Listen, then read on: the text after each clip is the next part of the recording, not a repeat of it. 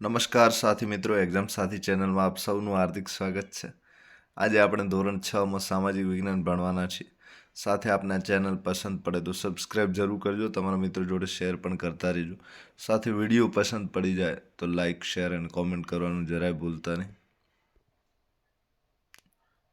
આપણે ચોથો પાઠ ભણવાના છીએ, એનું નામ છે ભારતની પ્રારંભિક રાજ્ય વ્યવસ્થા. બરાબર, તો ભારતની પ્રારંભિક રાજ્ય વ્યવસ્થા છે, આ પાઠ ખૂબ જ મહત્વનો છે. તો આ પાઠમાં પ્રાચીન ભારતની એટલે કે જૂના સમયનું જે ભારત હતું એમાં પ્રારંભિક એટલે કે શરૂઆતની રાજ્ય વ્યવસ્થા એટલે કે શાસન કેવું હતું, પછી એના રજવાડા એટલે કે રાજ્ય કેવા હતા, પછી એમાં રાજા કેવા હતા, પછી એમાં કઈ રીતે રાજા ચૂંટાતા હતા, આ બધી જ વાતો આમાં કરેલી છે. તો ભારતની જે પ્રારંભિક રાજ્ય વ્યવસ્થા હતી ખૂબ જ મહત્વનું પ્રકરણ છે. ટૂંકમાં શાસન કઈ રીતે ચલાવવામાં આવતું હતું, કઈ રીતે શાસનના હોદ્દેદારો જે હતા એ ચૂંટાતા હતી, બધી જ વાતો આમાં કરેલી છે. તો ભારતમાં રાજકીય વ્યવસ્થાને સંસ્થાઓ વિશે આપણને વેદ, મહાકાવ્ય અને બૌદ્ધ ગ્રંથોમાંથી માહિતી મળે છે. તો તમે મહાકાવ્યોમાં જાણો છો ઘણા બધા, રામાયણ છે, મહાભારત છે, આ બધા જ મહાકાવ્યો ઉપરાંત બીજા પણ ઘણા બધા નાટકો છે જાણીતા, બધા આના સિવાય બીજા ઘણા બધા ગ્રંથો છે. આ બધા જ માંથી આપણને રાજકીય વ્યવસ્થા વિશે જાણકારી મળે છે. તો ખાસ કરીને આપણને વેદ છે, મહાકાવ્ય છે અને બૌદ્ધ ગ્રંથો છે, આમાંથી આપણને રાજકીય વ્યવસ્થા કેવી હતી એટલે કે જે શાસન ચલાવવાવાળા રાજાઓ હતા, એમના હેઠળ રાજ્યો હતા, એ બધા કેવી રીતે ચાલતા હતા એની વાત છે. સાથે ઋગ્વેદકાલીન કે વૈદિક કાળમાં રાજ્ય વ્યવસ્થાનું સ્વરૂપ કબીલાઈ શાસન વ્યવસ્થા જેવું હતું. તો આપણે ઋગ્વેદમાં કે વૈદિક કાળમાં જોયું, આ બે એક જ કાળ છે. બરાબર, વૈદિક કાળનું બીજું નામ છે ઋગ્વેદકાલીન. તો જે વૈદિક કાળનું બીજું નામ ઋગ્વેદકાલીન છે, એ ઋગ્વેદનો જે ગ્રંથ હતો એના ઉપરથી આ નામ પડેલું છે આ કાળનું. તો આ કાળ તમે જાણો છો, હડપ્પીય સંસ્કૃતિ પછી ભારતના ઇતિહાસમાં ઋગ્વેદ કાળ આવે છે એટલે કે વૈદિક કાળ આવે છે. વૈદિક કાળ પછી અનુવૈદિક કાળ આવે છે. બરાબર, પછી મૌર્ય કાળ ને બૌદ્ધકાલીન શાસન આ બધું આવે છે. તો ઋગ્વેદકાલીન કે વૈદિક વ્યવસ્થામાં રાજ્ય વ્યવસ્થાનું સ્વરૂપ કબીલાઈ વ્યવસ્થા હતું. કબીલાઈ એટલે એક જાતનું કુળ. બરાબર, તો કુળ આધારિત શાસન વ્યવસ્થા જેવું હતું. તો એ કુળના લોકો, એક કબીલો જે હોય એ સાથે રહેતા અને એના દ્વારા શાસન થતું હતું. સાથે આ કબીલાઈ જે શાસન વ્યવસ્થા વેદકાળમાં હતી એમાં તેના વડાને રાજન્ય કહેવામાં આવતો, એટલે કે રાજાની બદલે રાજન્ય કહેવાતો, જેની ચૂંટણી થતી. એટલે કે જૂના સમયમાં જે ઋગ્વેદ કાળ હતો એમાં જે રાજન્ય ચૂંટવામાં આવતો એની ચૂંટણી થતી, એમને પસંદગી કરવામાં ના આવતી. સાથે સભા અને સમિતિ જેવી રાજકીય સંસ્થાઓ પણ અસ્તિત્વમાં હતી. તો અગાઉ આપણે જોઈ ગયા છે કે સભા નાની સંસ્થા હતી અને સમિતિ એના કરતાં મોટી હતી. આ સમુદાયને વીસ પણ કહેવામાં આવતો હતો. તો જે આ સભા અને સમિતિ હતી એને વીસ એક એકમ છે. બરાબર, એકમ એ રીતનું કે એમાં આટલા લોકો બેસતા. બરાબર, અને બીજું એ કે 20 એક રાજ્યના અંગ તરીકે છે, જેમ જિલ્લો ને જિલ્લાને એ સમયમાં 20 જેવું કહેવામાં આવતું. તે આગળ આવશે, આપણે ભણી લેશું. તો ટૂંકમાં એક બિરુદ આપવામાં આવેલું છે. સાથે ભારતમાં ત્યાર પછી જુદા જુદા પ્રકારની રાજ્ય વ્યવસ્થા અમલમાં આવી. બરાબર, તો જૂના સમયમાં ટૂંકમાં આપણે કહીએ તો રાજ્ય વ્યવસ્થાનું સ્વરૂપ વેદકાળમાં કબીલાઈ સ્વરૂપનું હતું. એટલે કે જે કબીલો હતો એના પૂરતું શાસન હતું, વળી બીજા કબીલાનું શાસન અલગ. સાથે તેના જે વડા હતા એને રાજ્યને કહેવામાં આવતા. આ જે રાજ્યને હતા એ ચૂંટણી દ્વારા ચૂંટાતા હતા. સાથે એમાં સભાને સમિતિ જેવી બે સંસ્થાઓ હતી. કે અત્યારે આપણે જેમ સંસદને ધારાસભા છે, એ સમયે સંસદને રાજ્ય વિધાનસભા આવું ન હતું, એની જગ્યાએ સભાને સમિતિ હતી. સાથે આ સમુદાયને 20 પણ કહેવામાં આવતો. તો આ કબીલાઈ જે સમુદાય હતો એનું બીજું નામ હતું 20, એટલે એક જિલ્લા જેટલું એકમ હશે. બરાબર, જેમાં આપણે જિલ્લો છે, અમદાવાદ જિલ્લો છે, તો આટલી મોટી જે જગ્યા હોય એ જગ્યાને 20 કહેવામાં આવતું. બરાબર, સાથે ભારતમાં ત્યાર પછી જુદા જુદા પ્રકારની રાજ્ય વ્યવસ્થા અમલમાં આવી. ત્યાર પછી એટલે કે બુદ્ધ કાળમાં કેવી વ્યવસ્થા હતી, એના પછી ગુપ્ત કાળ આવ્યો. પછી મધ્યકાળ આવ્યો, મુગલોનો સમય, અને એના પછી આધુનિક યુગ આવ્યો, બરાબર. તો આમાં જુદા જુદા પ્રકારની રાજ્ય વ્યવસ્થા અમલમાં આવી. તો વર્તમાન સમયમાં નેતાની પસંદગી કેવી રીતે કરવામાં આવે છે? તો આપણે અત્યારે લોકશાહી છે, અને લોકશાહીમાં સંસદીય વ્યવસ્થા છે, અને બધાને જે અત્યારની ચૂંટણી છે બહુમતીના આધારે કરવામાં આવે છે, એટલે કે જેને વધારે વોટ મળે એ જીતેલો ગણાય છે. હવે જનપદ વિશે જોઈએ તો જન એટલે લોકો અને પદ એટલે ક્ષેત્ર, બરાબર. તો લોકોનું ક્ષેત્ર. તો જનપદ વિશે આપણે જોઈએ તો ઈસવીસન પૂર્વે 1000ની આસપાસ, બરાબર. તો અત્યારે ઈસવીસન 2023 ચાલે છે. તો 2023 ને 1000 વર્ષ, ઈસવીસન પહેલાના 1000 વર્ષ, એટલે કે અંદાજે 3000 વર્ષ હશે, બરાબર. 3023 વર્ષ પહેલા. તો ઈસવીસન પૂર્વે 1000ની આસપાસ પંજાબ અને ગંગા નદીના વિસ્તારમાં જુદા જુદા સમૂહના પ્રારંભિક રાજ્યોની સ્થાપના થઈ, બરાબર. તો ઈસવીસન પૂર્વે 1000નો સમય તો આ ઋગ્વેદકાલીન સમયની પછીનો સમય છે, બરાબર. તો આ સમયમાં જે પંજાબ અને ગંગા નદી છે, તો અગાઉના જે પણ ભારતની હડપ્પી સંસ્કૃતિ હતી એ પંજાબની પહેલી પાર, એટલે કે રાવી નદી અને સિંધુ નદી જે હતા, કાઘર નદી હતી ત્યાં હતી. હવે એનાથી થોડા આગળ વધ્યા, એટલે કે પંજાબને પાર કર્યું, સાથે પંજાબથી લઈને ગંગા નદી સુધી, એટલે કે ઉત્તર પ્રદેશ, બિહાર, આટલા સુધી ભારતમાં પ્રારંભિક રાજ્યોની સ્થાપના થઈ. આ જે રાજ્યોની સ્થાપના ઈસવીસન પૂર્વે 1000માં થઈ, બધા જ રાજ્યોને જનપદ કહેવામાં આવતા, બરાબર. જનપદ એટલે માણસોના વસવાટનું એક ક્ષેત્ર કે સ્થાન. આ તમારે ખાસ યાદ રાખવાનું છે કે જનપદ કોને કહેવામાં આવે છે?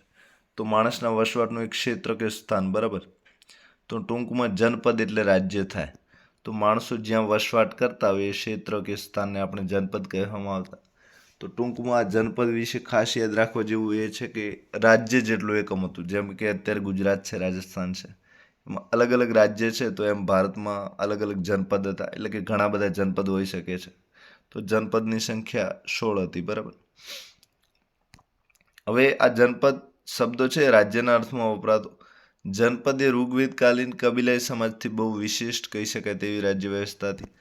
તો ઋગ્વેદકાલીનમાં જે કબીલાઈ વ્યવસ્થા હતી, જેમાં રાજ્યને હતા, સભા સમિતિથી ચૂંટણી દ્વારા થતું, એનાથી આ અલગ પ્રકારની થોડી વ્યવસ્થા હતી.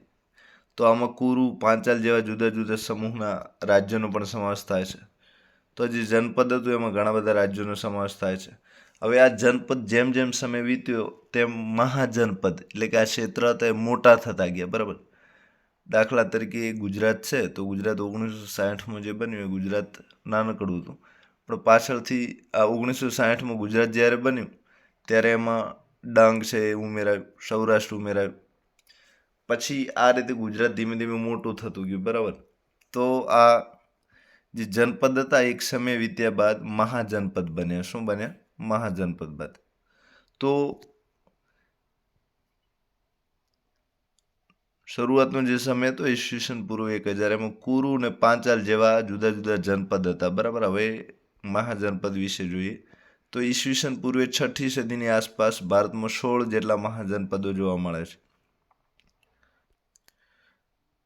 તો ઈસવીસન પૂર્વે 1000માં જનપદ હતા. એ જનપદ હવે રાજાઓ વિજય ઘણા બધા મેળવ્યા, એટલે સમગ્ર ભારતમાં જે ઈસવીસન પૂર્વે 6ઠી સદી, એટલે કે ઈસવીસન પૂર્વે 1000 પછી આ 6ઠી સદી છે, એટલે કે વચ્ચે 400 વર્ષ આવ્યા. તો 400 વર્ષમાં જે જનપદ ઘણા બધા હતા એ જનપદમાંથી મહાજનપદ બન્યા, અને હવે આ મહાજનપદ બન્યા એ માત્ર 16 હતા. કેટલા હતા?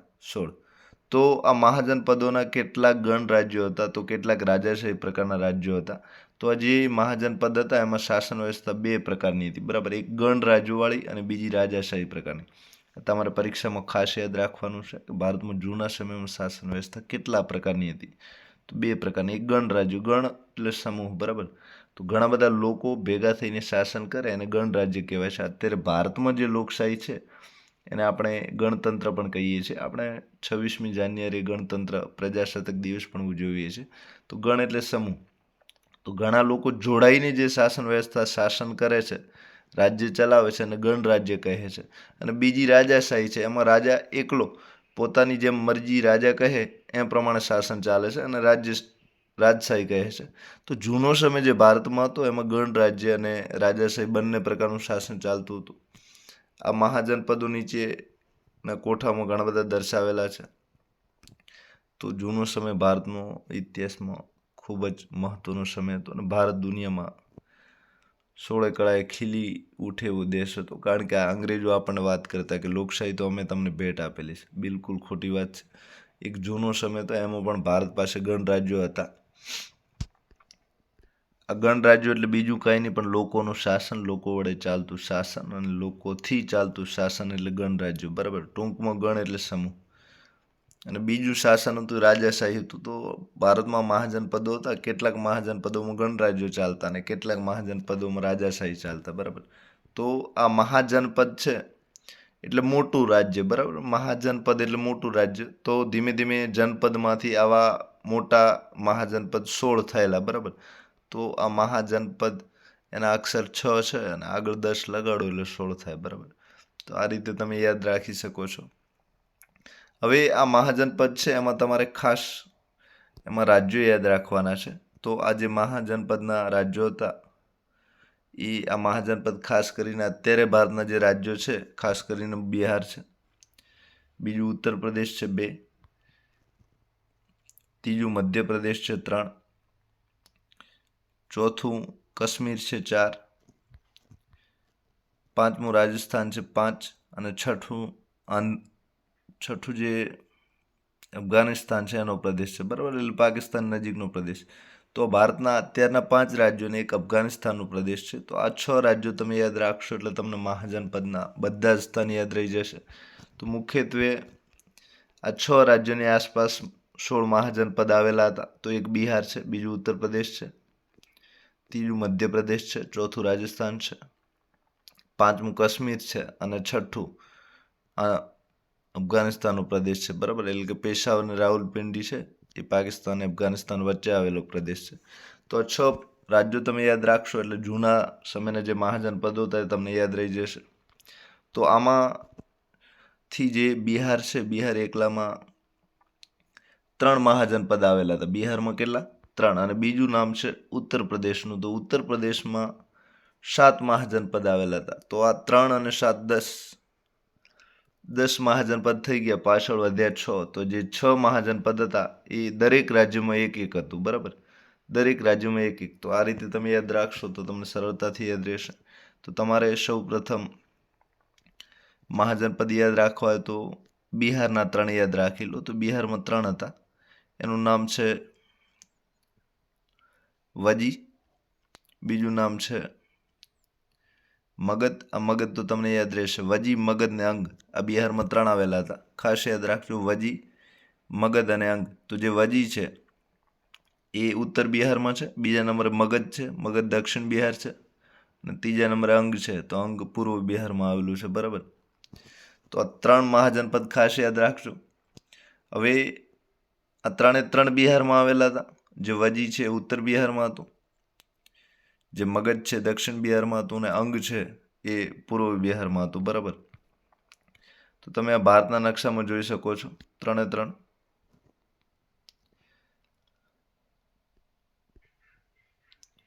તો આ તમે જોઈ શકો છો આ મગધ છે. બરાબર. પછી બીજું જોઈ શકો છો આ અંગ છે 2 અને ત્રીજું જે વજી છે એ વજીમાં 7 થી 8 જે જનપદ હતા એ મળીને વજી એક બન્યું હતું. એટલે કે ગણરાજ્ય હતું. વજી મોટું ગણરાજ્ય હતું.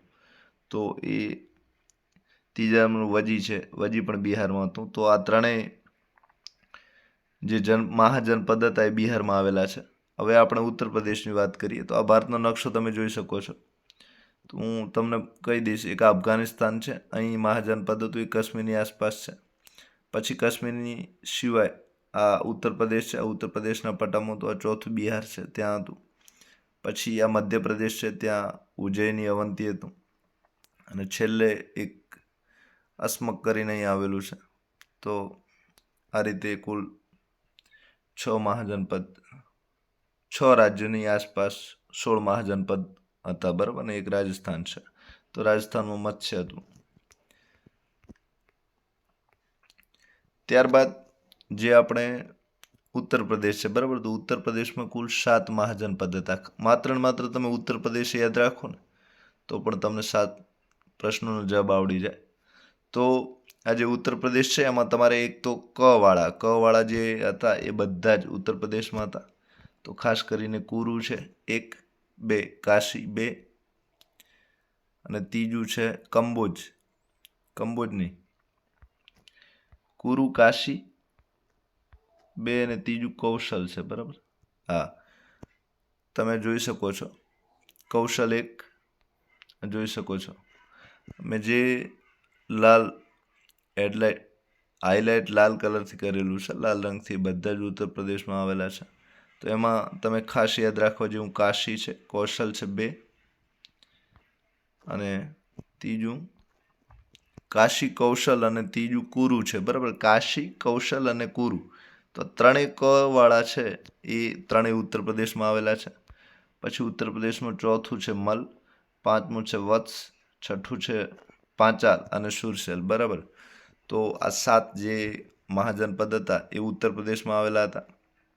તો ખાસ યાદ રાખજો કુરુ કાશી ને કૌશલ, કુરુ કાશી ને કૌશલ, પછી મલ, વત્સ, પાંચાલ અને સુરસેન, મલ, વત્સ, પાંચાલ અને સુરસેન. પાંચાલ પણ તમને યાદ રહેશે, બરાબર.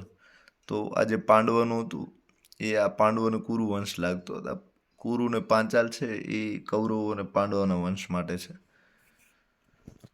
તો આ રીતે ઉત્તર પ્રદેશમાં કુલ 7 મહાજનપદ હતા. હવે ત્યારબાદ જે બાકી રહ્યા છે એમાં આપણે જોઈ લઈએ ચેદી તમારે ખાસ યાદ રાખવાનું છે. તો ચેદી જે છે યમુના નર્મદા નદી વચ્ચેના પ્રદેશમાં આવેલું છે, એટલે કે મધ્ય ભારતમાં આવેલું છે. તો ચેદીનું નામ તમે યાદ રાખશો. પછી અસ્મક ખાસ યાદ રાખશો. તો ગોદાવરી નદીના કિનારે અસ્મક આવેલું છે, એટલે કે આંધ્રપ્રદેશનો જે પટ્ટો છે તેની આસપાસ આ અસ્મક આવેલું છે, ગોદાવરી નદીની આસપાસ. પછી અવંતી ખાસ યાદ રાખજો. તો અવંતી છે એ માળવાનો પ્રદેશ એટલે કે મધ્યપ્રદેશમાં આવેલું છે. તો અવંતીનું તમારે યાદ રાખવાનું છે. અવંતી માળવાના પ્રદેશમાં. મત્સ્ય રાજસ્થાનમાં આવેલું છે. અને ગાંધાર પેશાવર અને રાવલપિંડીની આસપાસનો પ્રદેશ છે. તો ગાંધાર પ્રદેશ અફઘાનિસ્તાનમાં પ્રદેશ આવેલો છે અને પાકિસ્તાનને અડીને આવેલો છે. તો આ જે ગાંધાર છે એ અત્યારે પેશાવર રાવલપિંડી અત્યારે જે આ પ્રદેશ છે એ પાકિસ્તાનમાં છે. તો ગાંધાર પ્રદેશ છે એ તમારે ખાસ યાદ રાખવાનો છે. સાથે કંબોજ છે, કંબોજ કાશ્મીર આસપાસનો પ્રદેશ છે, બરાબર. તો આ કંબોજ છે એ તમારે એક ખાસ યાદ રાખવાનું છે. તો 7 ઉત્તર પ્રદેશના છે, 3 બિહારના છે, 10. પછી એક કંબોજ, કાશ્મીર 11, પછી ગાંધાર પેશાવર રાવલપિંડી આસપાસ 12, મત્સ્ય રાજસ્થાન 13, પછી માળવામાં અવંતી છે 14, માળવામાં મધ્ય ભારત એટલે કે મધ્યપ્રદેશમાં 2 છે, બરાબર, અવંતી અને ચેદી. આ પણ 2 તમને યાદ રહેશે, અવંતી અને ચેદી. અને છેલ્લું જે વધ્યું એ ગોદાવરી નદી એટલે કે આંધ્રપ્રદેશની આસપાસ અસ્મક છે, બરાબર. આ રીતે કુલ 16 મહાજનપદ હતા. હવે આ મહાજનપદો છે એની આપણે રાજધાની જોઈ લઈએ. તો અંગ છે, અંગ બિહારમાં હતું, એની રાજધાની ચંપા છે, બરાબર. તો અંગની ચંપા છે. વજીની વૈશાલી છે, વૈશાલી ઉત્તર બિહારમાં હતું. ત્રીજું મગધ જોઈ લઈએ. તો મગધની ગિરિવર્જ રાજગૃહ છે. આ મગધ તમને ખાસ યાદ રહેશે કારણ કે જે મૌર્ય શાસકો હતા એમણે એમની જે શરૂઆતનું જે રજવાડું બધું હતું મગધમાં જ રાજ કરતા હતા. અને એમની રાજધાની શરૂઆતની જે બિંબિસાર હતો એણે આ રાજધાનીનું શહેર ગિરિવર્જ રાજગૃહને બનાવ્યું હતું, બરાબર. ગિરિવર્જ એનું નામ પહાડો ત્યાં ઘણા બધા ઘેરાયેલા હતા અને વચ્ચે રાજધાની આવી હતી એટલે એનું નામ ગિરિવર્જ પડ્યું હતું, બરાબર. તો આ મગધ છે દક્ષિણ બિહારમાં આવેલું છે, એની રાજધાની ગિરિવર્જ ને રાજગૃહ હતી. પછી અંગની ચંપા હતી, બરાબર. તો અંગની તમારે ચંપા યાદ રાખવાની છે. ક્યાં આવેલું હતું? તો કે પૂર્વ બિહારમાં. પછી વજી છે, વજી વૈશાલીમાં હતું. તો વજીની રાજધાની વૈશાલી છે અને ઉત્તર બિહારમાં હતું, બરાબર. પછી મગધ છે, તો મગધ એની રાજધાની ગિરિવર્જ છે. બીજું એનું નામ રાજગૃહ પણ છે, એ દક્ષિણ બિહારમાં આવેલું છે. પછી ઉત્તર પ્રદેશનું મલ છે. તો મલ જે પ્રદેશ હતો એ કુશીનારા એની રાજધાની કુશીનારા છે મલ મહાજનપદની, અને ગોરખપુર આસપાસના પ્રદેશમાં આવેલું છે. તો કુશીનારા તમે જાણો છો ગૌતમ બુદ્ધ સાથે સંકળાયેલું છે. ત્યારબાદ કૌશલ છે. તો કૌશલની રાજધાની અયોધ્યા છે, બરાબર. અત્યારે હમણાં ચાલે છે અયોધ્યા સમાચારોમાં. તો તમને આ શ્રી રામ ભગવાનની જન્મભૂમિ તરીકે યાદ રહી જશે અયોધ્યા. તો આ કૌશલ છે, કૌશલની રાજધાની અયોધ્યા હતી. બીજું નામ એનું શ્રાવસ્તી હતું. તો અવધ ઉત્તર પ્રદેશમાં આવેલું છે, બરાબર. ત્યારબાદ વત્સ છે. તો વત્સ પણ તમને યાદ રહી જશે. તો વત્સ જે છે એની રાજધાની કૌશંબી હતી, અને એ પ્રયાગરાજ આસપાસના પ્રદેશમાં આવેલું છે, એટલે કે ઉત્તર પ્રદેશમાં, બરાબર. તો પ્રયાગરાજમાં તમે 3 નદીઓનો સંગમ જોઈ શકો છો. તો એ પ્રયાગરાજ છે. સાથે આ જે વત્સ છે એ કૌશંબી એની રાજધાની હતી. પછી પાંચાલ જોઈ શકો છો. તો પાંચાલની રાજધાની નામ હતું અહિછત્ર કામ્પિલ્ય, બરાબર. તો બદાયુ બરેલી આસપાસનો પ્રદેશ જે ઉત્તર પ્રદેશમાં આવેલું છે ત્યાં આવેલું છે. તો પાંચાલ છે, પાંચાલ પાંડવોનું કુળ છે, બરાબર. આ દ્રૌપદી, બરાબર, એ મહાભારત તમે જોયું છે તો પાંચાલ નામ આવે જ છે. તો એની રાજધાની તે અહિછત્ર, અને બીજું નામ હતું એનું કામ્પિલ્ય. તો ઉત્તર પ્રદેશ આસપાસ આવેલી છે. પછી સુરસેન છે. તો સુરસેનની રાજધાની મથુરા છે. મથુરા પાસેનો જે પ્રદેશ છે ઉત્તર પ્રદેશમાં, એ આ સુરસેન મહાજનપદમાં આવેલો હતો. તો આ જે સુરસેન છે એની રાજધાની મથુરા હતી, બરાબર. સાથે કુરુ. તો કુરુ અત્યારે જે દિલ્હીની આસપાસ પ્રદેશ આવેલો છે એ આ કુરુની આસપાસ છે. તો આ કુરુની રાજધાની ઇન્દ્રપ્રસ્થ હતી, બરાબર. આપણા શાસ્ત્રોમાં એવું કહેવાય છે કે આપણી સૌથી જૂની રાજધાની હોય તો હસ્તિનાપુર હતી, અને આ હસ્તિનાપુરની જે રાજધાની છે આ કુરુની આસપાસ આવેલી છે, બરાબર. પણ સાચું આપણું સૌથી કુરુ છે અત્યારે દિલ્હીનો પ્રદેશ છે એ કુરુ જોડે આવેલો છે, એટલે કે કુરુ તરીકે જૂના સમયમાં ઓળખાતો હતો. એની રાજધાની ઇન્દ્રપ્રસ્થ હતી. એટલે કે કૌરવો પાંડવો જે મહાભારતનું યુદ્ધ કર્યું એ આ પ્રદેશ માટે કર્યું હતું, ઇન્દ્રપ્રસ્થ માટે. સાથે 12મા નંબરમાં અસ્મક છે. તો અસ્મકની રાજધાની પૌંડન્યા છે, અને આ ગોદાવરી નદીનો જે કિનારો છે ત્યાં આગળ આવેલું છે. 13મું અવંતી છે. તો જે અવંતી છે એની રાજધાની નામ ઉજ્જૈની છે, બરાબર. અને માળવાનો પ્રદેશ એટલે કે મધ્યપ્રદેશમાં આવેલું છે. તો અવંતી તમે ખાસ યાદ રાખશો. તો મધ્યપ્રદેશના 2 છે, એક અવંતી છે અને બીજું છે ચેદી, બરાબર. આ ચેદી વંશ કરીને જે રાજાઓ હતા ચેદી વંશના, એ પણ મધ્યપ્રદેશમાં રાજ કરતા હતા. તો ચેદીની રાજધાની સુક્તમતી છે, બરાબર. આ ખાસ યાદ રાખજો. ચેદીની રાજધાની નામ છે સુક્તમતી. યમુના અને નર્મદા નદી વચ્ચેનો જે પ્રદેશ છે ત્યાં ચેદીઓ રાજ કરતા હતા. છેલ્લે મત્સ્ય છે. તો મત્સ્ય તમને યાદ રહેશે, મત્સ્ય રાજસ્થાનમાં છે. જયપુર રાજસ્થાન પાસેનો જે પ્રદેશ છે ત્યાં મત્સ્ય મહાજનપદ આવેલું હતું. એની રાજધાની વિરાટનગર હતી. ગાંધાર છે. તો ગાંધાર પણ તમને યાદ રહેશે, કારણ કે આપણે ગાંધાર અત્યારે ભારતમાં નથી. તો ગાંધાર જે છે એની રાજધાની તક્ષશિલા હતી. તો તક્ષશિલામાં એક મહાવિદ્યાલય પણ આવેલું હતું, તમે જાણો છો. તો એના ઉપરથી તમે યાદ રાખી શકશો. તો એ પેશાવર અને રાવલપિંડી આસપાસનો જે પ્રદેશ છે પાકિસ્તાનનો, શોએબ અખ્તર છે એ રાવલપિંડી તરીકે ઓળખાતો, બરાબર. તો કે રાવલપિંડીની એક્સપ્રેસ કોણ? તો કે જે પાકિસ્તાનનો ક્રિકેટર હતો શોએબ અખ્તર એ. તો આ જે ગાંધાર છે એની રાજધાની નામ તક્ષશિલા છે, અને પેશાવર રાવલપિંડીની આસપાસ આવેલું છે. છેલ્લે કંબોજ છે. કંબોજની રાજધાની લાજપુર છે, અને એ નૈઋત્ય કાશ્મીર આસપાસનો પ્રદેશ છે, એટલે કે કાશ્મીરનો નીચેનો ભાગ છે, બરાબર, ત્યાં આગળ. તો આ રીતે 16 રજવાડા તમારે ખાસ યાદ રાખવાના છે.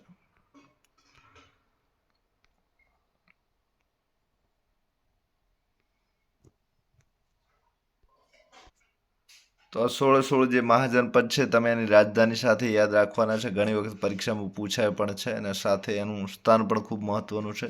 આ રીતે તમે 3 બિહારના, 7 ઉત્તર પ્રદેશના, અને પછી મધ્યપ્રદેશના 2, અને પછી દરેક જગ્યાએ એક રાખશો એટલે તમને યાદ રહી જશે સરળતાથી. સાથે આ તમે જે મહાજનપદ જુઓ છો, એમાં બિહારના તમે જોઈ શકો છો મલ છે, કૌશલ છે, કાશી છે અને કુરુ છે, બરાબર. તો કુરુ દિલ્હીની આસપાસ છે, પણ તમે ઉત્તર પ્રદેશ લખશો તો જરા ખોટું નથી, કારણ કે દિલ્હી નાનકડો પ્રદેશ છે. પછી અયોધ્યાનો પટો છે, એ અયોધ્યા પણ તમે જોઈ શકો છો, એટલે કે એની શ્રાવસ્તી છે. પછી વત્સ પ્રદેશ છે, એ પણ તમે જોઈ શકો છો. આ બધા જ ઉત્તર પ્રદેશના છે. સાથે આ મગધની રાજધાની તમે પાટલીપુત્ર જોઈ શકો છો. તો અગાઉ રાજગીરી ગિરિવર્જ હતી, પછી પાછળથી પાટલીપુત્ર બનાવવામાં આવી હતી, બરાબર. તો બિંબિસારનો જે પુત્ર હતો અજાતશત્રુ, એણે પાટલીપુત્ર એની રાજધાની રાખી હતી, બરાબર. સાથે તમે આ અંગની રાજધાની ચંપા જોઈ શકો છો, બરાબર. તો આ અંગ બિહારમાં આવેલું હતું. સાથે વત્સની રાજધાની તમે કૌશંબી જોઈ શકો છો, બરાબર. પછી આ સુરસેન છે, તો એની રાજધાની તમે મથુરા જોઈ શકો છો, બરાબર. આ સુરસેનની મથુરા છે. સાથે આ કુરુ છે, તો કુરુની રાજધાની નામ ઇન્દ્રપ્રસ્થ છે, બરાબર. પછી અહીં ભારતની બહાર તમે અહીં જોઈ શકો છો ગાંધાર પ્રદેશ છે. તો ગાંધાર પ્રદેશમાં પેશાવર અને તો ગાંધાર પ્રદેશ છે, ત્યાં પેશાવર તમે જોઈ શકો છો, બરાબર. આ જોઈ શકો છો. સાથે અહીં કાશ્મીરની આસપાસનો પ્રદેશ છે, ત્યાં લાજપુર કરીને રાજધાની હતી કાશ્મીરની. આ ગાંધારની તમારે તક્ષશિલા રાજધાની યાદ રાખવાની છે, બરાબર. બીજું કાશ્મીરનું નૈઋત્ય કાશ્મીર પાસે લાજપુર આવેલું હતું, બરાબર. એ પણ ખાસ યાદ રાખજો. પછી આ મત્સ્યનો પ્રદેશ ખાસ યાદ રાખો. તો મત્સ્યની રાજધાની વિરાટનગર હતી, જે રાજસ્થાનમાં આવેલું છે. પછી અવંતી ખાસ યાદ રાખજો. તો અવંતીની રાજધાની ઉજ્જૈની હતી, જે મધ્યપ્રદેશમાં આવેલું છે, એટલે કે નર્મદાની યમુના નદી વચ્ચે. નર્મદા છે, યમુના નદી છે. પછી અશ્મક તમારે ખાસ યાદ રાખવાનું છે, જેની રાજધાની પૌંડન્યા હતી. તો જે અશ્મક છે એ આંધ્રપ્રદેશની આસપાસ આવેલું છે, એટલે કે ગોદાવરી ને નર્મદા નદી અને મહાનદી વચ્ચે. પછી બીજા જે છે જૂના સમયના છે, તમારે યાદ નથી રાખવાના. તામ્રલિપ્તિ કરીને શહેર છે, એ ઓડિશાની આસપાસ આવેલું છે.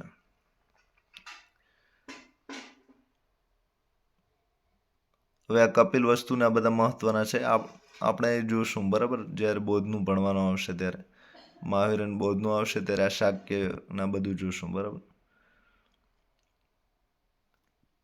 તો નકશો તમે વારંવાર જોઈ શકો છો, જેનાથી તમારે મહાજનપદ તમને સરળતાથી નકશામાં દર્શાવવાનું પૂછાય તો પણ તમે દર્શાવી શકો છો. તો જૂના સમયમાં જે બુદ્ધકાલીન સમય હતો, એમાં આ મહાજનપદોનો જે રજવાડાઓ હતા અહીં શાસન કરતા હતા, બરાબર. સાથે પાલી ભાષામાં લખાયેલા અંગુત્તર નિકાય ગ્રંથ છે. તો અંગુત્તર નિકાય કરીને જે ગ્રંથ હતો એના અનુસાર અનુવૈદિક કાળમાં 16 મહાજનપદો હતા, બરાબર. તો અત્યારે આપણે જે મહાજનપદો ભણીએ છીએ એ અનુવૈદિક કાળ સમયના છે, બરાબર. તો અત્યારે આપણે ટૂંકમાં વેદકાલીન સમય પછીનો જે સમય હતો અનુવેદકાલીન, એ સમય આપણે ભણી રહ્યા છીએ. તો આ ખાસ યાદ રાખજો. હવે આ સમય પછી હજુ ઘણા બધા સમય આવે છે, એની ચર્ચા આપણે કરતા રહીશું, બરાબર. આ બધા જ પ્રાચીન ભારતના સમયગાળા છે. તો શરૂઆત હડપ્પાથી થાય, પછી વેદકાળ આવે, પછી અનુવેદકાળ આવે, પછી બીજા કાળ આવે છે બુદ્ધકાળ છે, એનું નામ બીજું પણ કંઈક છે. તો પાલી ભાષામાં આ એ જ કાળ છે, પણ જોઈ લેશું શું છે, નક્કી શું છે. પાલી ભાષામાં લખાયેલ અંગુત્તર નિકાય ગ્રંથ અનુસાર અનુવૈદિક કાળમાં 16 મહાજનપદ હતા. તો તમારે અહીં ખાસ આ ગ્રંથનું નામ યાદ રાખવાનું છે. એક વખત જીપીએસસીમાં પૂછાયેલો પણ છે, ડીવાયએસઓમાં આવ્યો હતો કે અંગુત્તર નિકાય ગ્રંથ છે, એમાં 16 મહાજનપદોનો ઉલ્લેખ કરેલો છે, બરાબર. તો આ પાલી ભાષામાં લખાયેલો છે. તો કે બૌદ્ધ ધર્મ પાળવાવાળા જે હતા એ બધું પાલી ભાષામાં લખતા હતા. તો પાલી ભાષામાં અંગુત્તર નિકાય કરીને ગ્રંથ છે, એમાં આ 16 મહાજનપદોની વાત કરેલી છે. સાથે મહાજનપદો છે, આ નકશામાં પણ તમે જોઈ શકો છો. નકશો છે સમગ્ર ભારતનો, એમાં આ પ્રાચીન શહેરો ભારતની અલગ અલગ જગ્યાએ આવેલા હતા. સાથે વિતસ્તા છે, પરુષણી છે, શતુંદ્રી છે, આ નદીઓના જૂના નામ છે, બરાબર. એ આપણે ચર્ચા ભૂગોળમાં આવશે એટલે કરી દઈશું, કઈ નદીનું કયું નામ હતું. તો આ નકશો તમે સારી રીતે જોઈ શકો છો, બરાબર.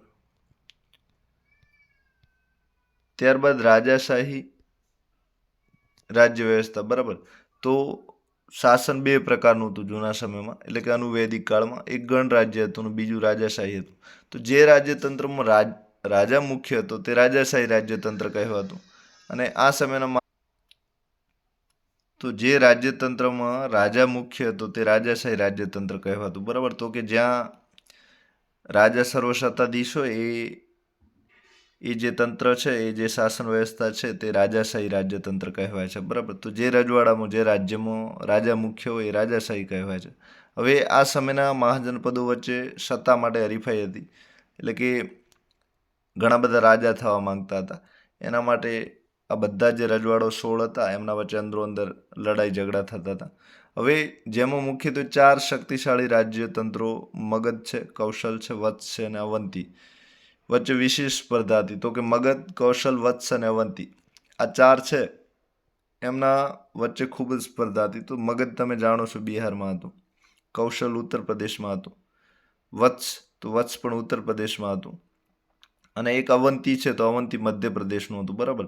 તો એક બિહારનું, એક મધ્યપ્રદેશનું અને 2 ઉત્તર પ્રદેશના અંદરો અંદર આ 4 રાજ્યતંત્ર ખૂબ શક્તિશાળી હતા અને આ ચારે વચ્ચે હંમેશા હરીફાઈ ચાલતી રહેતી હતી, બરાબર. તો આ ખાસ તમારે યાદ રાખવાનું છે. તો આ એક મગધ તમે જોઈ શકો છો, તો આ એક મગધ છે, બરાબર. બીજું કૌશલ છે, આ 2, અને ત્રીજું મધ્યપ્રદેશનું છે અવંતી 3, અને ચોથું ઉત્તર પ્રદેશનું હતું, બરાબર, આ વત્સ. તો ચારે વચ્ચે આ 4 જે દોરેલા છે મેં હાઇલાઇટ કર્યા છે, એ ચારે વચ્ચે સત્તા માટે ખૂબ જ હરીફાઈ થતી હતી. તો કે મગધ છે 1, કૌશલ છે 2, વત્સ છે 3 અને અવંતી છે 4, બરાબર. સાથે આ જે રાજ્યતંત્રો હતા એમાં મગધ, કૌશલ, વત્સ અને અવંતી વચ્ચે વારંવાર લડાઈ ઝઘડા થતા હતા. હવે સમય એવો આવ્યો કે આખરે મગધ શક્તિશાળી રાજ્ય તરીકે પ્રખ્યાત થયું, બરાબર. તો મગધને તમે જાણો છો એની રાજધાની નામ ગિરિવર્જ અને રાજગૃહ હતું. બીજું એ કે આ જે મગધ હતું એ દક્ષિણ બિહારમાં આવેલું છે, બરાબર. આ 2 વસ્તુ ખાસ યાદ રાખજો. તો જેમ જેમ સમય વીત્યો એમ આ મગધ સૌથી શક્તિશાળી થઈ ગયું. તો ઈસવીસન પૂર્વે 1000માં આ જનપદો હતા, એમાંથી ઈસવીસન પૂર્વે 600નો જે સમય આવ્યો, એટલે કે ઈસવીસન પૂર્વે 6ઠી સદીનો, એમાં મગધ જે હતું ખૂબ જ શક્તિશાળી બની ગયું. હવે મગધ વિશે વાત કરીએ તો મગધ રાજાશાહી રાજ્યતંત્રમાં બુદ્ધના સમયમાં મગધ રાજ્ય શક્તિશાળી મહાજનપદ બન્યું હતું. તો જે બુદ્ધનો સમય હતો એ ઈસવીસન પૂર્વે 6ઠી સદીમાં 6ઠી સદીની આસપાસ હતો, બરાબર. તો બુદ્ધના સમયમાં જે મગધ હતું એ ખૂબ જ શક્તિશાળી મહાજનપદ બન્યું. મગધમાં 3 મજબૂત વંશોએ શાસન કર્યું. તો 3 નહીં પણ 4 આવે છે, બરાબર. આમાં 3 આપેલા છે.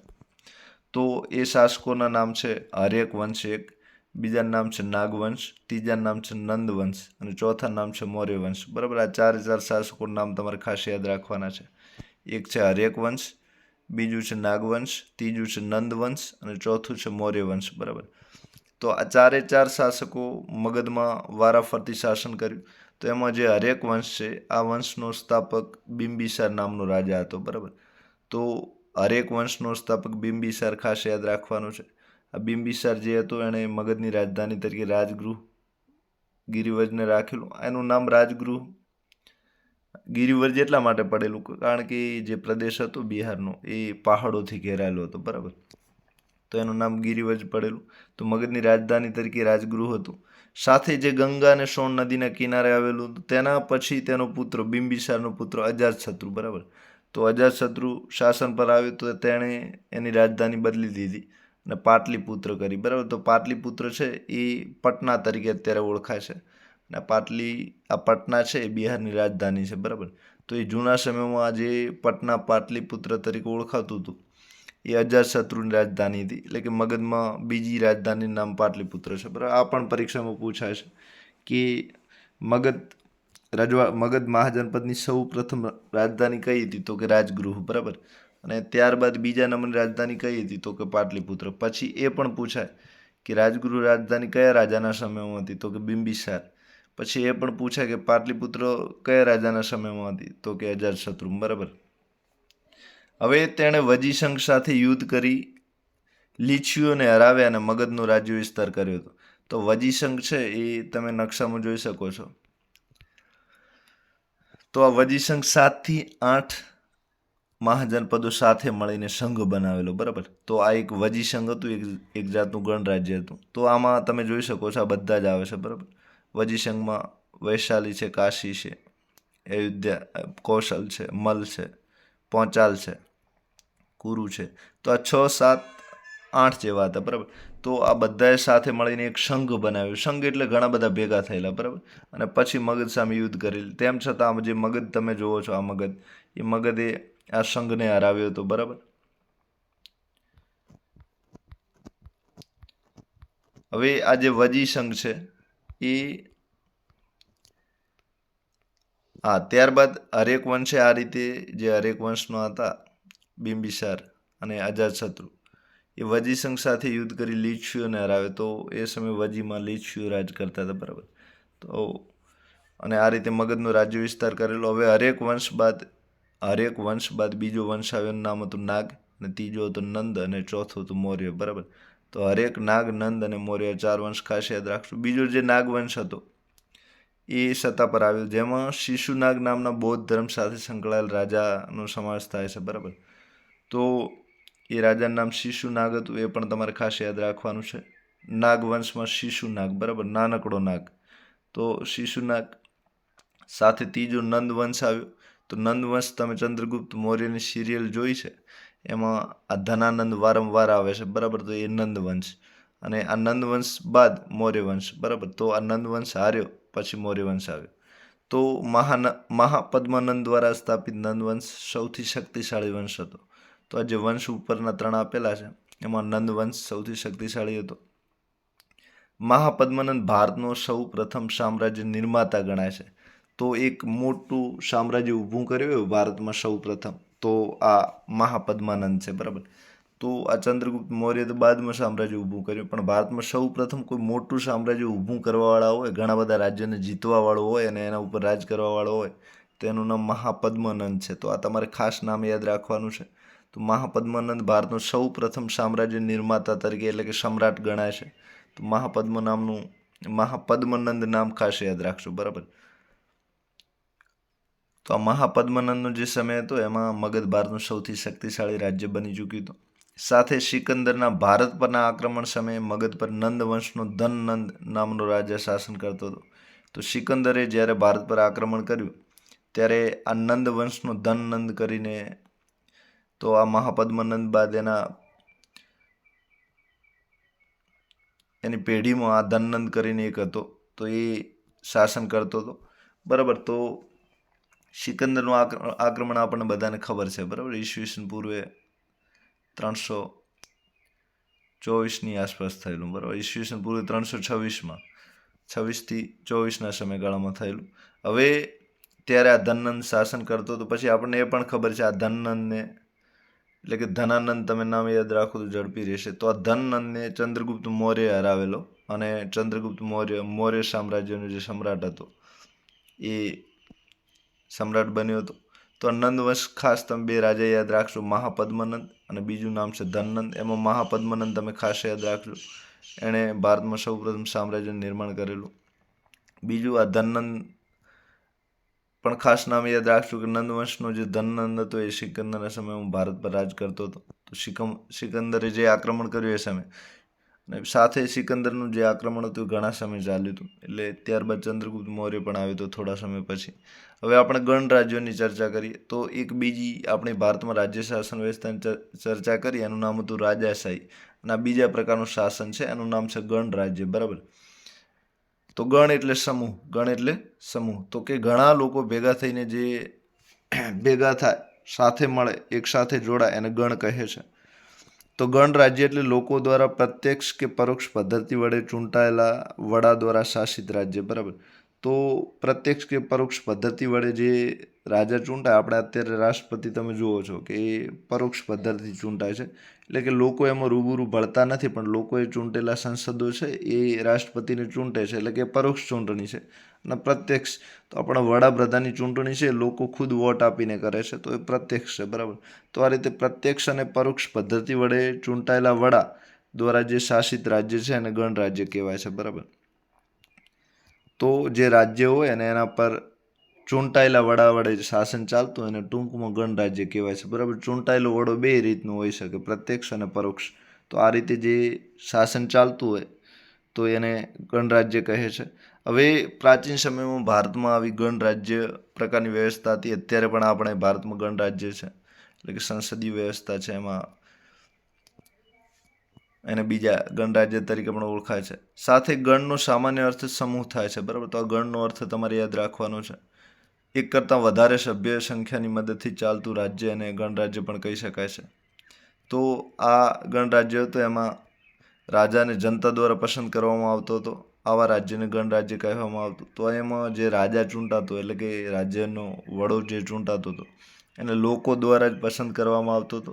લોકો દ્વારા પસંદ કરવાના લીધે એ લોકોમાં ઘણા બધા લોકોનો સમાવેશ થાય, એટલે કે ગણ તરીકે ઓળખાતું હતું, અને ગણના લીધે જ ગણરાજ્ય તરીકે ઓળખાતું હતું. સાથે જેમાં વૈશાલીના લીછવીઓ છે, તો આ આપણે જોયું વજી સંઘ જોયું, બરાબર. વજીમાં વૈશાલીના લીછવીઓ. પછી કપિલવસ્તુના શાક્યો છે, તો કપિલવસ્તુના શાક્યો તમારે ખાસ યાદ રાખવાના છે. મિથિલેના વિદેહ છે, આ પણ પૂછી શકાય છે. કુશીનારાના મલો છે. તો વૈશાલીના લીછવીઓ, તો વૈશાલીમાં કોણ રાજ કરતું હતું તો કે લીછવીઓ. કપિલવસ્તુમાં કોણ રાજ કરતા હતા તો કે શાક્યો. પછી મિથિલેના વિદેહ કરીને શાસકો હતા, તો મિથિલેના વિદેહ. પછી કુશીનારાના મલો, બરાબર. તો બધા જ શાસકો જે આ ચાર હતા એ ગણરાજ્યો હતા, તો ખાસ તમારે યાદ રાખવાનું છે. તો વૈશાલી, કપિલવસ્તુ, મિથિલા અને મલ, આ ચારે ચાર ગણરાજ્યો હતા. આ પરીક્ષામાં પૂછાઈ શકે છે કે ભારતમાં જૂના ગણરાજ્યોના ઉદાહરણોમાંથી કયા સાચા છે. તો વૈશાલી આવશે, કપિલવસ્તુ આવશે 2, ત્રીજું મિથિલા આવશે 3, અને ચોથું કુશીનારા આવશે, બરાબર.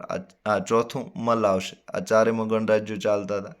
તો વૈશાલી, કપિલવસ્તુ, મિથિલા અને ચોથું મલ, બરાબર. તો આ પ્રકારની રાજ્ય વ્યવસ્થામાં પ્રત્યેક સભ્યને રાજા જેવો દરજ્જો આપવામાં આવતો હતો, બરાબર. તો જે આના સભ્ય હોય ગણરાજ્યના એટલે કે લોકો, તો અને આ બધાને રાજા જેવો દરજ્જો આપવામાં આવતો હતો. તો આ ચાર રાજ્યો ખાસ તમે યાદ રાખશો. આ ચાર મહાજનપદોમાં ખાસ કરીને ગણરાજ્ય શાસન વ્યવસ્થા ચાલતી હતી. સાથે ગણ શબ્દ એવા સભ્યોવાળા સમૂહ માટે વપરાતો, એટલે કે ઘણા લોકો જોડાય અને ગણ કહેવાય છે. ગણ એટલે જૂથ અથવા સમૂહ થાય. હવે સંઘની વાત આવી હતી, તો વજીનો જે સંઘ હતો એમાં 7 થી 8 રજવાડા હતા. તો સંઘ એટલે સંગઠન અથવા સભા. તો એમાં પણ ઘણા બધા સંગઠન કે સભા જેવા ઘણા બધા ભેગા થાય તો એને સંઘ કહે છે. તો વૈશાલી વજી રાજ્ય વિશે આપણે વાત કરી. તો આ જે વજી રાજ્ય હતું એની રાજધાની નામ વૈશાલી છે, બરાબર. એ તમને બધાને યાદ છે. તો વજી રાજ્ય જે હતું તો એમાં ગણરાજ્ય ચાલતું હતું. તો રાજસત્તાક મહારાજ્યો આસપાસના પ્રદેશો તાબે કરીને, એટલે કે જે મગધ હતું, મગધની જ વાત છે, બરાબર. તો જે મગધના રાજા હતા એ આસપાસના જે મહારાજ્યો હતા, એટલે કે વૈશાલી રાજધાનીવાળું વજીના બધા છે એમને તાબે એટલે કે હરાવવા માંગતા હતા અને પોતાની સત્તા વધારવા માંગતા હતા. એના લીધે સામ્રાજ્ય સ્થાપવાની મહત્વાકાંક્ષા હતી, એટલે કે જેમ બને એમ નાનકડા જે મહાજનપદો છે એના પર વિજય પ્રાપ્ત કરો. આ વિજયના લીધે આ જોઈને લીછવીઓ, વજી, જ્ઞાતુક, વિદેહ, શાક્ય, મલ એવા 8 કે 9 જાતિના લોકોએ પોતાના રક્ષણ અને બચાવ માટે એક સંઘ રાજ્ય સ્થાપ્યું. એ વજી સંઘ તરીકે ઓળખાય છે, બરાબર. તો વજી સંઘનો પ્રશ્ન પૂછાય તો ખાસ યાદ રાખજો. તો વૈશાલીના લીછવી આ મુખ્ય હતો, એના નામ પરથી જ આ વજી વૈશાલી પડ્યું છે. પછી વૈશાલીના લીછવી, પછી વજી, પછી જ્ઞાતુક, વિદેહ, તો મિથિલાના વિદેહ લોકો હતા. પછી કપિલવસ્તુના શાક્યો હતા. પછી કુશીનારાના મલ, બરાબર. કુશીનારા જે રાજધાની હતા એના મલ લોકો હતા. 8 કે 9 જાતિના લોકો પોતાના બચાવ માટે એક સાથે આવ્યા અને એમણે એક સંઘ રાજ્ય બનાવ્યું. એનું નામ વજી સંઘ હતું, બરાબર. હવે આ સંઘ રાજ્યનું મુખ્ય સ્થાન લીછવીઓનું પાટનગર વૈશાલી હતું. તો આ જે સંઘ રાજ્ય છે એમનું મુખ્ય સ્થાન લીછવીઓનું પાટનગર વૈશાલી હતું, બરાબર. તો તમે નકશામાં પણ જોઈ શકો છો. આ જે પટ્ટો છે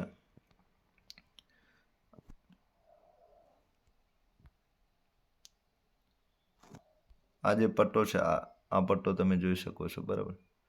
તો આ પટ્ટામાં જે આવે છે એ બધાએ પોતાનો સંઘ બનાવેલો અને આ રીતે એમણે લડવાનો પ્રયત્ન કરેલો, જેનાથી મગધ સામે લડાઈ કરી શકે. બરાબર. ત્યારબાદ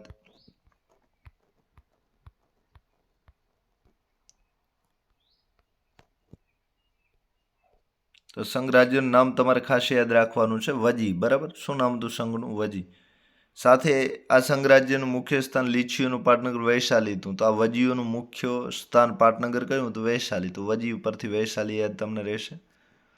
અને આથી તેને વૈશાલીના વજી સંઘનું ગણરાજ્ય પણ કહેવામાં આવે છે. એટલે કે વૈશાલી રાજધાની હતી, વજી રાજ્ય હતું. બરાબર. તો રાજ્યની રાજધાની નામ ઉપરથી એને વૈશાલીનું વજી રાજ્ય પણ કહેવામાં આવે છે. સાથે ગણ રાજ્યના રાજ્ય વહીવટનું સંચાલન સભા દ્વારા થતું હતું. બરાબર. તો ગણ એટલે સમૂહ. તો સમૂહ અને જૂથ, રાજાઓનો ઘણા બધા રાજાઓ મળ્યા હતા અને એમને લોકો દ્વારા ચૂંટાયા હતા. તો એમનું સંચાલન છે એ સભા દ્વારા થતું હતું. બરાબર. સભા એટલા માટે કે ઘણા રાજાઓ એમાં બેસતા, એટલે એ સભા બની હતી, જેના કારણે તેને ગણતંત્ર પણ કહેવામાં આવતું. ગણતંત્ર એટલા માટે કહેવામાં આવતું કે ત્યાં કોઈ એક રાજા નહોતો, તો ઘણા બધા રાજાઓ સાથે મળીને ચર્ચા કરતા અને જે બહુમતીથી એટલે કે સર્વાનુમત બધાના સરખા મતથી જે નિર્ણય આવતો એના માટે એને ગણતંત્ર કહેવામાં આવતું. સાથે ગણરાજ્યમાં રાજની બધી સત્તા સભ્યો પાસે રહેતી, એટલે કે એક રાજા પાસે નહીં પણ એના જે સભ્યો હતા બીજા મહાજનપદોના રાજા, એ બધા સાથે મળીને સત્તા રાખતા અને જોડે મળીને નિર્ણય લેતા કે કોના પર યુદ્ધ કરવું છે, આપણે શાસન સત્તા વિસ્તાર કેટલા સુધી વધારવો છે, નવા શું કામ કરવા છે, આ બધા જ જે કામો હોય એ બધા સાથે મળીને નિર્ણય લેતા હતા. સાથે સભામાં સભ્યો બેસતા અને બધા કામકાજ ગણસભામાં રજૂ થઈ બહુમત કે સર્વાનુમતે પસાર થતા. તો બહુમત એટલે કે 9 રાજાઓ હોય તો 5 રાજાઓ એમ કહેતા કે આ કામ કરવું છે, અને બહુમત કહેવાય. 4 કરતાં વધારે છે 5 એ બહુમત છે. સર્વાનુમત એટલે કે બધાનો મત એક સરખો હોય, 9 બરાબર. તો જ્યાં સભા ભરાતી તે જગ્યા સંથાગાર તરીકે ઓળખાતી. આ ખાસ તમે યાદ રાખજો. તો ગણરાજ્યમાં જે સભાઓ, જે રાજાઓ બેસતા એ સભાને સંથાગાર કહેવામાં આવતી. એનું બીજું નામ છે નગર ભવન. તો આ ખાસ યાદ રાખજો, સંથાગાર, એનું બીજું નામ છે નગર ભવન તરીકે ઓળખાતી હતી.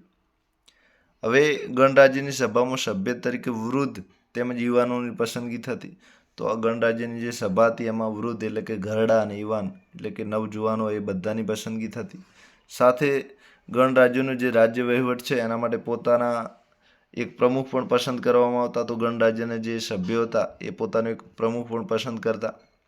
સાથે જેની પસંદગી ચૂંટણીથી થતી. તો અત્યારે જે ચૂંટણીની વ્યવસ્થા છે એવી જ ચૂંટણી વ્યવસ્થા જૂના સમયમાં હતી. તો તમને પૂછાય કે ગણરાજ્ય વિશે ટૂંક નોંધ લખો, તો જીપીએસસીની મુખ્ય પરીક્ષામાં પૂછાઈ શકે છે.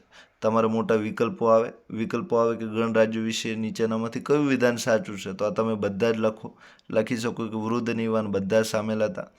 પછી એક પ્રમુખ પણ ચૂંટવામાં આવતો, એટલે પ્રમુખનું નામ રાષ્ટ્રપ્રમુખ પણ એ આપી શકે, બરાબર, એવો પણ વિકલ્પ બનાવે.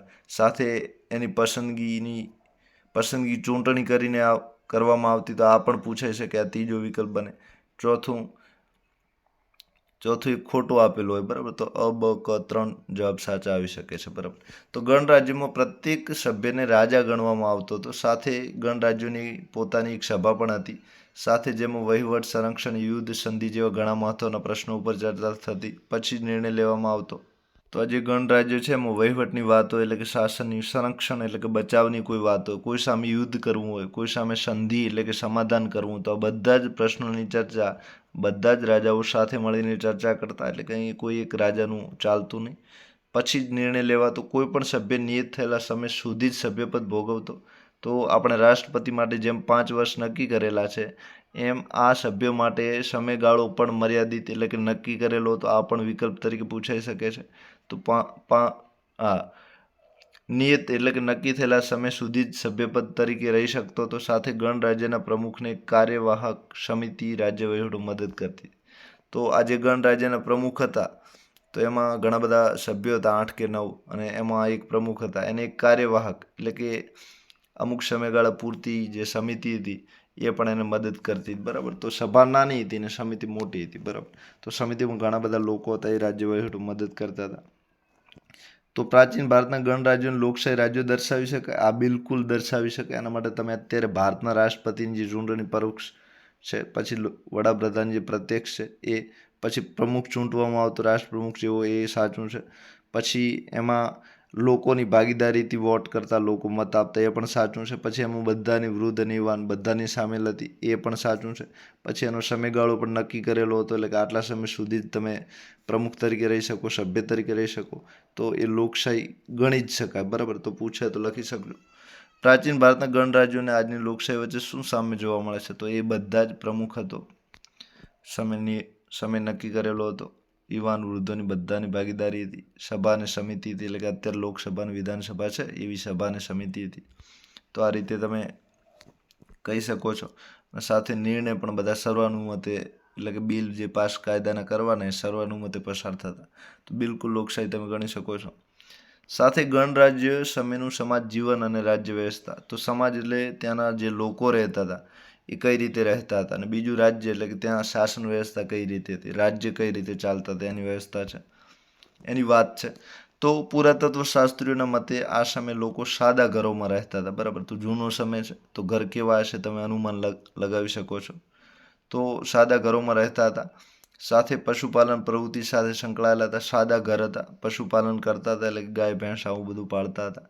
સાથે આ સમયે ઘઉં, ચોખા, જવ, શેરડી, તલ, સરસવ, કઠોળ જેવા પાક પણ થતા હતા. અત્યારે પાક ખાવ છો એ જ બધા, એની એ જ ભારત ભૂમિ છે. એટલે આ પાક છે, પશુપાલન છે, સાદા ઘર છે, આ બદલાતા બહુ સમય લાગે. સાથે લોકો માટીના વાસણનો ઉપયોગ પણ ઘણા પ્રમાણમાં કરતા હતા. તો તમે આ માટીનું વાસણ જોઈ શકો છો. પણ આ વાસણનો ફરક એટલો છે કે ચિત્રિત છે. બરાબર, શું છે? ચિત્રિત છે એટલે કે ચિતરાયેલું છે. અને ગુસર પાત્ર છે એટલે કે ધૂળિયા કલરનું ભૂખરા રંગનું છે. તો એમાં ભૂખરો રંગ કરેલો છે. તો માટીનું વાસણ છે. સાથે આવા ઘણા બધા માટીના વાસણ પણ ત્યાંથી મળી આવે છે. એ સમયના માટીના વાસણો ઉપર ચિત્રકામ પણ થયેલું છે. તો આ વાસણો ભૂખરા રંગના ચિત્રિત વાસણો હતા. બરાબર, એને ગુસર પાત્ર પણ કહેવાતા. તો તમે ખાસ યાદ રાખજો. અનુવૈદિક કાળમાં એવો પ્રશ્ન પૂછે કે અનુવૈદિક કાળમાં કયા પ્રકારના માટીના વાસણો વપરાતા? તો તમારે લખવાના છે ભૂખરા રંગના ચિત્રિત વાસણો. અને પરીક્ષામાં ગુસર પાત્ર પણ આપેલું હોય. બરાબર, ગુસર એટલે ભૂખરા રંગનું. તો આ ગુસર પાત્ર ખાસ અનુવૈદિક કાળમાં યાદ રાખજો. હડપ્પા સમયમાં લાલ અને કાળા રંગના વાસણો વપરાતા. બરાબર, અનુવૈદિક કાળમાં આ ગુસર ચિત્રિત વાસણો વપરાય છે. બરાબર, સાથે આ સમયે રાજા છે, રાજ્યોના જે શાસકો છે, પોતાના રાજ્યના બચાવ માટે શક્ય જેટલા પણ ઉપાયો હતા એ બધા જ ઉપાયો કરતા. તો આ પ્રશ્નો પણ પૂછે છે કે કયા કયા ઉપાય કરતા. તો નીચે તમે ઈંટોની કિલ્લાની દિવાલ છે, કોઈ બહારનો રાજા આક્રમણ કરીને એમના રાજ્યને લૂંટી ન લે, હરાવી ના દે, એના માટે આવી ઊંચી ઊંચી દિવાલો બનાવતા. તમે જુઓ કેટલી વિશાળ દિવાલ છે. માણસ ત્યાં નાનકડો લાગે છે અને દિવાલ કેટલી વિશાળ છે. તો આ સમય માટે રાજ્યની રાજધાનીની આસપાસ કિલ્લાઓ બાંધવામાં આવતા. તો કિલ્લાઓ આ દિવાલો મારફતે જ બંધાવતા. ઊંચી ઊંચી દિવાલો હોય ને સરસ મજાનો દરવાજો હોય અને કિલ્લો કહેવાતો. આ કિલ્લાઓ મજબૂત અને ઊંચા બાંધવામાં આવતા હતા. તેમાં પુષ્કળ પ્રમાણમાં પથ્થર અને ઈંટોનો ઉપયોગ કરવામાં આવતો હતો.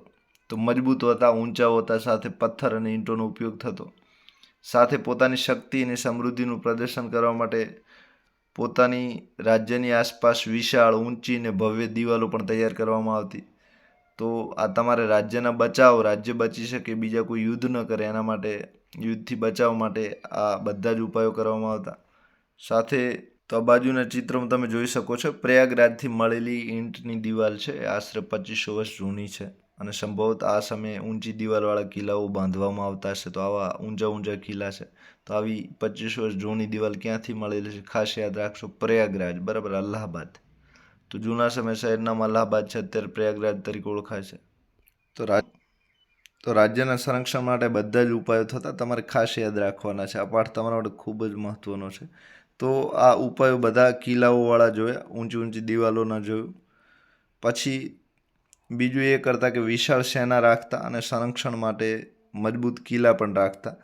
સાથે આ બધી જરૂરિયાતો, વિશાળ સેના અને કિલ્લાઓ બાંધી શકે, દિવાલો બાંધી શકે, એના માટે લોકો પાસેથી કર પણ લેવામાં આવતો. તો કર એક જાતના રૂપિયાની ઉઘરાણી છે. બીજું અનાજની ઉઘરાણી પણ એમાં હોઈ શકે છે. તો આને કર કહેવાતો. બરાબર, તો રાજ્ય ચલાવવા માટે જે આવક ઉઘરાવવામાં આવતી એને કર કહેવામાં આવે છે, બરાબર. તો આ કર છે. તો ખેતીના પાક પર 6ઠ્ઠો ભાગ ખેડૂતો રાજકોષમાં આપતા. તો ખેતીમાં જે ઉત્પાદન થાય એમાંથી દાખલા તરીકે 6 બોરી પાકે તો એમાંથી 1 બોરી રાજ્યને આપવું પડતું. એટલે કે જેટલું પાકે 12 બોરી થાય તો એમાંથી 2 બોરી એટલે કે 6ઠ્ઠો ભાગ આપવો પડતો. તો ખેતીના પાક પર જે પાકે એમાંથી 6ઠ્ઠો ભાગ રાજકોષમાં આપવામાં આવતો. રાજકોષ એટલે કે રાજાનો જે ખજાનો હોય એમાં. પછી કારીગર વર્ગ 1 માસમાં 1 દિવસ રાજ્યને કામ કરી આપતો. તો જે કારીગરો હતા 1 માસ એટલે કે 1 મહિનામાં 1 દિવસ એવો રાખતા કે રાજ્ય માટે જ મજૂરી કરતા હતા. તો રાજ્ય જે રાજા કહે એ પ્રમાણે 1 દિવસ કામ કરી આપતા. તો આવા 12 મહિનામાં 12 દિવસ આવે, બરાબર. તો આ રીતે કારીગર વર્ગ છે 1 મહિનામાં 1 દિવસ રાજ્યને કામ કરી આપતો. તો આ શાના માટે કરી આપતો? તો આ એક જાતનો કર હતો, બરાબર. તો કરમાં એ મજૂરી માંગતા એટલે કે કામ કરાવતા અને ખેડૂતો પાસે 6ઠ્ઠો ભાગ લેતા અને કારીગરો પાસે 30 દિવસમાંથી 1 દિવસ લેતા.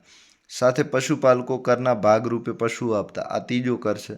તો જે પશુપાલકો છે એટલે કે જે પશુ ગાય ભેંસ રાખવાવાળા છે એ પશુ આપતા. પછી વેપારીઓ છે સામાનના ખરીદ વેચાણ પર કર આપતા હતા. તો વેપારીઓ જેટલો સામાન ખરીદે અને વેચાય એના પર એ કર આપતા. તો અત્યારે જે જીએસટી ચાલે છે એવો કર એ સમયમાં પણ હતો, એટલે કે ખરીદ વેચાણ કર પણ હતો. સાથે મહાજનપદોના સમયગાળામાં લોખંડના ઓજારોને લીધે ખેતીમાં પણ ઘણો બધો સુધાર થયો હતો.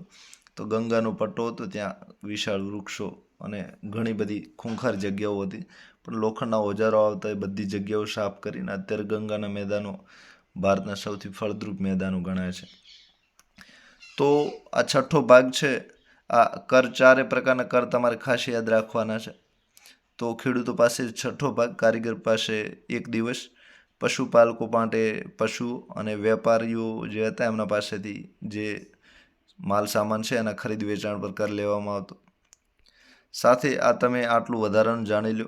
તો મહાવીર સ્વામી અને ગૌતમ બુદ્ધ બંને આ જનપદમાં પગપાળા વિચર્યા હતા. તો આ જે જનપદના ગણરાજ્યો હતા 16, તો એમાં મહાવીર સ્વામી અને ગૌતમ બુદ્ધ આ બંને ત્યાં ખૂબ જ વિચર્યા એટલે કે ફર્યા હતા. જૈન અને બૌદ્ધ ધર્મ ગ્રંથોમાંથી ગણરાજ્યો વિશે આપણને ઘણી બધી માહિતી મળે છે. તો આ જે જૈન અને બૌદ્ધના જે ઘણા બધા ગ્રંથો છે, અનુત્તર નિકાયને બધા જે હતા, બધામાંથી આપણને બૌદ્ધ રાજ્યો વિશે માહિતી મળે છે. તો સાથે ત્રિપિટક ગ્રંથો છે, બધા જ ગ્રંથોમાંથી મળે છે આપણને માહિતી. સાથે ગણરાજ્યના યુગ દરમિયાન મહાત્મા બુદ્ધનો જન્મ થયો, તેથી આ યુગને બુદ્ધકાલીન યુગ પણ કહે છે. તો ગણરાજ્યનો સમય છે એના 3 નામ છે. એક અનુવૈદિક કાલીન, તો અનુવેદ જે 4 વેદો હતા એના પછીનો આ સમય છે એટલે અનુવેદ કહેવાય છે. અનુવેદકાલીન સમય. બીજું એમાં ગણરાજ્ય મોટા હતા. તો વજ્જીઓનો સંઘ હતો, વૈશાલી ગણરાજ્ય હતું, તો એ ગણરાજ્ય તરીકે ઓળખાય છે. અને ત્રીજું આ ગણરાજ્યના સમય જ્યારે ચાલતો હતો ત્યારે બુદ્ધનો જન્મ થયેલો, તો એના લીધે એ બુદ્ધકાલીન યુગ પણ કહેવાય છે. તો ત્રણેયમાંથી જે પણ પ્રશ્ન પૂછાય એ રીતે તમે મેન્સમાં લખી શકો છો. પ્રિલિમમાં પણ પૂછાય તો કયા અલગ અલગ નામે ઓળખાતો તો તમે આ ત્રણેય નામ કહી શકો છો. સાથે વિશ્વમાં સ્પાર્ટા છે, એથેન્સ છે, રોમ છે, ગ્રીસ છે વગેરે નગર રાજ્યોને જે રીતે લોકશાહી રાજ્યો તરીકે ઓળખવામાં આવ્યા છે, તો શાસન પરથી લોકશાહી એને કહ્યા છે, એ પ્રમાણે ભારતના ગણરાજ્યો પણ લોકશાહી રાજ્યો તરીકે આપણે કહી શકીએ છીએ, બરાબર. તો આ પ્રશ્ન પૂછાય તો એક પુરાવા રૂપે તમે લખી શકો છો.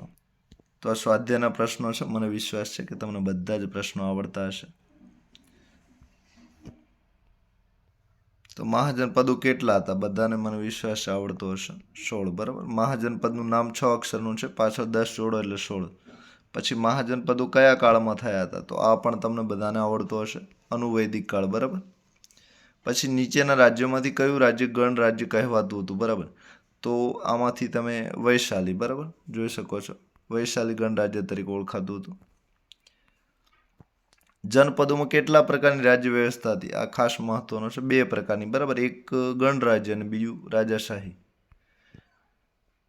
તો રાજાશાહી લોકશાહી રાજ્ય વ્યવસ્થા વચ્ચેનો તફાવત ટૂંકમાં જણાવો, બરાબર. તફાવત એટલે અલગ શું પડે છે? તો રાજાશાહીમાં રાજા એકલો શાસન કરતો, લોકશાહીમાં ઘણા બધા સાથે મળીને શાસન કરતા, રાજા જોડે મંત્રીઓને બધા હોય, જ્યારે લોકશાહીમાં સભા અને સમિતિ હોય. તો આ રીતે તમે તફાવત લખી શકો છો, બરાબર. તો પછી રાજાશાહીમાં રાજા ચૂંટાતો ના હોય ને લોકશાહીમાં જે છે એ સભ્યો સભા અને સમિતિ ચૂંટાતી હોય, બરાબર. ગણરાજ્યોની શાસન વ્યવસ્થાની વિશેષતા જણાવો. તો તમે ગણરાજ્યમાં ગણ એટલે સમૂહ, પરોક્ષ અને પ્રત્યક્ષ પદ્ધતિ દ્વારા ચૂંટણી, સમય નક્કી કરેલો હોય, આ બધું જ લખી શકો છો. ગણરાજ્યોનું સમાજ જીવન વિશે વર્ણવો. તો સમાજ જીવન વિશે માટીના વાસણો છે, ખેતી કરતા, પશુપાલન કરતા, બધું જ લખી શકો છો. હવે રાજધાનીઓ જોડવાની છે. તો મગધની રાજધાની કઈ હતી? તો બધાને આવડશે. મગધની રાજધાની નામ હતું રાજગીરી, સી, બરાબર. તો પહેલામાં સી. પછી ગાંધાર. તો ગાંધારની રાજધાની પણ બધાને આવડશે, તક્ષશિલા, બરાબર. તો રાવલપિંડી પેશાવર જોડે આ પ્રદેશ આવેલો છે. પછી વત્સ. તો વત્સની રાજધાની પણ બધાને આવડશે, કૌશાંબી, બરાબર. અને છેલ્લે અવંતી બાકી રહ્યું છે. તો અવંતીની રાજધાની નામ છે ઉજ્જૈની, બરાબર. અવંતી મધ્યપ્રદેશમાં હતું, ખાસ યાદ રાખજો. થેન્ક યુ, આપ સૌનો આભાર. સાથે ચેનલ પસંદ પડે તો સબસ્ક્રાઈબ કરવાની જરૂર ન ભૂલતા, જેના લીધે મને પણ આત્મવિશ્વાસ રહે અને વધુ વિડીયો આપના માટે મૂકી શકું. Thank you very much. આપ સૌનો ફરી એક વખત આભાર.